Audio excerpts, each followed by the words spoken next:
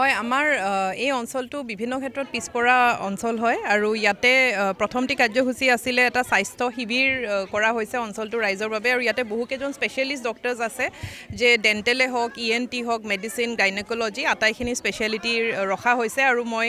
ৰাইজক অনুৰোধ জনাম ডক্টৰসকলকো অনুৰোধ জনাইছোঁ চিকিৎসকসকলক যে অলপ সন্ধিয়ালৈকে বহাৰ বাবে ৰাইজক অনুৰোধ জনাম যে তেখেতসকলে গৈ পেলাই শিবিৰৰ যিখিনি ফেচিলিটি আছে সেইখিনি ল'ব পাৰে বিভিন্ন ধৰণৰ তাতে ফেচিলিটিখিনি দিয়া হৈছে লগতে আমাৰ নিচা মুক্তি অভিযানৰ অধীনত ৰেলী আৰু আমাৰ বাইদেউসকলে অতি সুন্দৰকৈ আপোনালোকে দেখিছে যে বাটৰ নাট আৰু গীত পৰিৱেশন কৰিছে আৰু আমাৰ এই 2025 বৰ্ষটো অসম কেবিনেট আৰু মাননীয় মুখ্যমন্ত্ৰী মহোদয়ৰ আগভাগত ইয়েৰ অফ ৰিডিং হিচাপে ঘোষণা কৰা হৈছে আৰু সেই মৰ্মে নলবাৰী জিলাত আমি কেইবাখনো অঞ্চলত কেইবাটাও ইনষ্টিটিউশ্যনত কেইবাখনো স্কুলত ৰিডিং ৰুম বা লাইব্ৰেৰী আমি কৰিছিলোঁ কিছু CSRৰ অধীনত কৰা হৈছে কিছু আমাৰ লোকেল ক্ৰাউড চ'ৰ্চিঙৰ পৰা কৰা হৈছে এনেধৰণে বিভিন্ন চ'ৰ্চৰ পৰা আমি কৰিছিলোঁ সেই মৰ্মে আজি আমি প্ৰায়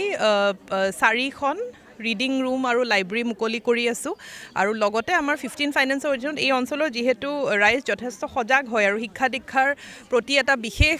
মই দেখোঁ যে এটা ইণ্টাৰেষ্ট আছে তে কৈছিলে যে লাইব্ৰেৰীটো বনাই দিব লাগে তে 15 ফাইনেন্সৰ অধীনত এটা লাইব্ৰেৰী আৰু লগতে দেৱাল মুকলি কৰা হৈছে আৰু ইয়াৰে লগতে খালি লাইব্ৰেৰীটো হ'লেই নহ'ব খালি ষ্ট্ৰাকচাৰটোতো হ'লে নহ'ব কক্ষটো তাৰে লগত আমি ফাৰ্নিচাৰ হওক বা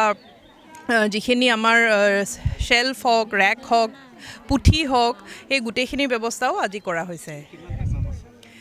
আজি চাবলৈ গ'লেতো ডাঙৰকৈ চাবলৈ গ'লে 6-7টা কিন্তু এটা কাৰ্যসূচীৰ ভিতৰতে 2-3টা আছে তো সেই ধৰণে আজি দিনটোত বহুকেইটা কাম হৈ আছে চলি আছে আৰু ইতিমধ্যে হয় আমাৰ এতিয়া মানে ন' টবেকো ডে আছে 31 মে'ত সেইদিনাখন আমাৰ জিলাৰ যিসকল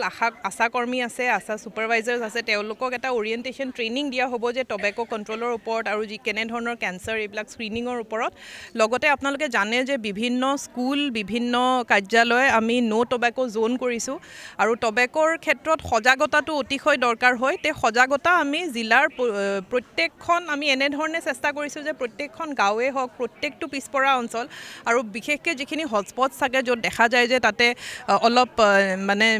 নিচা বা টবেকো বা এনেধৰণৰ ড্ৰাগছৰ প্ৰকোপটো বেছি হয় তাতে বিশেষ ব্যৱস্থা লোৱা হৈছে লগতে প্ৰত্যেক মাহত আমি এনকৰ্ডৰ মিটিং হওক বা এনেধৰণৰ মিটিং কৰি থাকোঁ আৰু যিখিনি আমি খবৰ পাওঁ ৰাইজৰ পৰা কেইবাবাৰো মোৰ তাত হোৱাটছএপত মেছেজত আহে যে বাইদেউ আমাৰ এই অঞ্চলত এনেকৈ ড্ৰাগছৰ এটা প্ৰচলন হৈ আছে তেনেকুৱা হ'লে আমাৰ এটা টাস্ক ফ'ৰ্চো গঠন কৰি থোৱা আছে সেই টাস্ক ফ'ৰ্চটো গুচি যায় তালৈ আৰু নলবাৰী টাউনৰ ক্ষেত্ৰত য'ত আমাৰ হটস্পটছ আছে আমি CCTV কেমেৰাও লগাইছোঁ আৰু তাৰ পৰা দেখা গৈছে যে অন্ততঃ সেই